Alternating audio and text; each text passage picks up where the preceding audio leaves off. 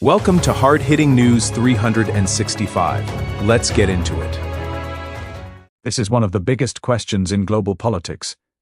When nuclear weapons are involved, are we really applying international law equally, or are we watching power decide who gets punished and who gets protected? Israel is widely believed to possess nuclear weapons, while Iran denies seeking them but continues a controversial nuclear program. The issue is not simple. Iran's regime has serious security questions around it, but the Western position also carries an obvious credibility problem. If one state is quietly tolerated and another is aggressively sanctioned, people will ask whether this is law, morality, or geopolitical privilege. The nuclear debate is often presented as a clean moral divide, responsible allies on one side, dangerous enemies on the other. But the reality is messier. Once nuclear weapons enter the conversation, the rules suddenly become selective, flexible, and deeply political.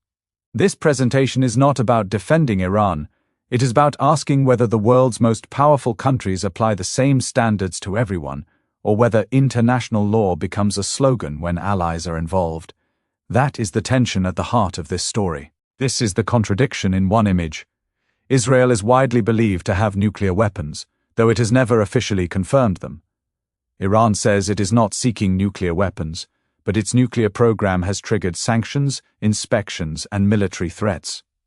The right will say, Iran's regime cannot be trusted. That concern is not imaginary.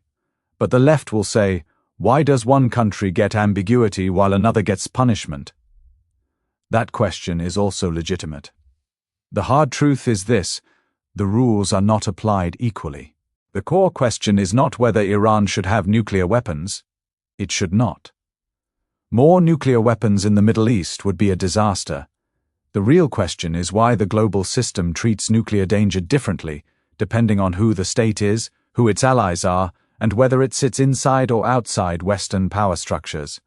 If the principle is non-proliferation, then the principle should apply universally. If the principle only applies to enemies, then it is not really a principle. It is leverage. Here is the current landscape. Israel is widely believed to possess nuclear weapons. Iran denies seeking them but continues nuclear activity. Western powers strongly oppose Iran's nuclear ambitions. Public estimates commonly put Israel at around 90 nuclear warheads, though Israel maintains ambiguity. Iran is a signatory to the Nuclear Non-Proliferation Treaty, while Israel is not. That matters.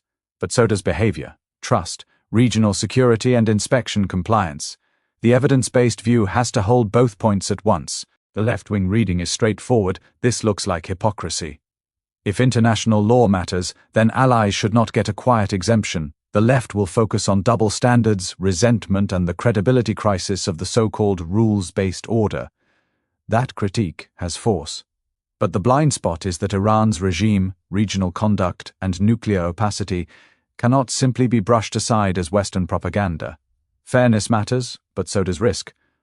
A serious argument has to oppose double standards without pretending every state presents the same threat.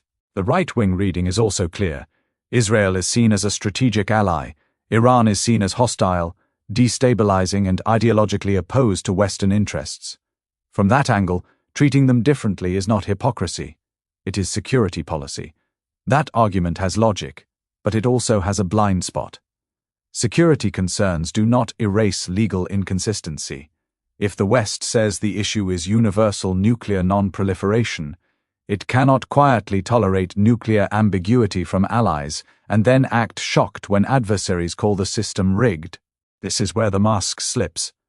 On paper, the debate is about treaties, inspections, and non-proliferation. In practice, enforcement often follows power. Countries inside the Western security umbrella are treated differently from countries outside it. That does not make Iran innocent, but it does expose the weakness of the rules-based order language. If rules are only enforced against rivals, the world will not see justice. It will see hierarchy, and hierarchy dressed up as law is still hierarchy. Here is the legal complication. Israel never signed the Nuclear Non-Proliferation Treaty. Iran did sign it, which means Iran has legal obligations that Israel does not have under that treaty. That is why the comparison is not perfectly equal. But the moral problem remains. The global system tolerates an undeclared nuclear arsenal outside the treaty, while punishing a treaty member for suspected or alleged breaches. Legally, the cases differ. Politically, the double standard is impossible to ignore. Both sides simplify this. The left can underplay the genuine security danger of a nuclear-armed Iran. The right can ignore the blatant inconsistency of tolerating Israel's nuclear opacity. Pro-Israel voices often talk as if alliance equals moral exemption. Anti-Western voices sometimes talk as if hypocrisy automatically clears Iran of scrutiny. Neither is serious. The evidence-based position is, Iran should not get nuclear weapons, and the West should stop pretending its enforcement system is morally neutral. The harsh reality is this: nuclear policy is not governed mainly by universal morality. It is governed by power, alliances, and deterrence. That may be how states behave, but let's not insult people by calling it equal justice. If Iran developing nuclear weapons would be dangerous, say that clearly. It would be. But also say this clearly: allowing allies to sit outside the rules while punishing enemies for challenging them destroys global credibility. That is not anti-Israel or pro-Iran. It is basic consistency. So here is the question viewers should sit with. If international rules only apply to certain countries, are they really rules at all? This is where the debate moves beyond Israel and Iran. It becomes a test of whether global order is based on law or power. If the answer is power, then be honest about it. But do not lecture the world about universal principles while applying selective enforcement. That is how trust collapses, and once trust collapses, every future crisis becomes more dangerous. This video brings the argument full circle. The left is right to call out hypocrisy. The right is right to raise serious security concerns about Iran. But the evidence-based verdict is sharper. Iran should not have nuclear weapons, and Israel's undeclared nuclear status exposes a major double standard in the global system. The moral truth is that nuclear weapons are dangerous whoever holds them.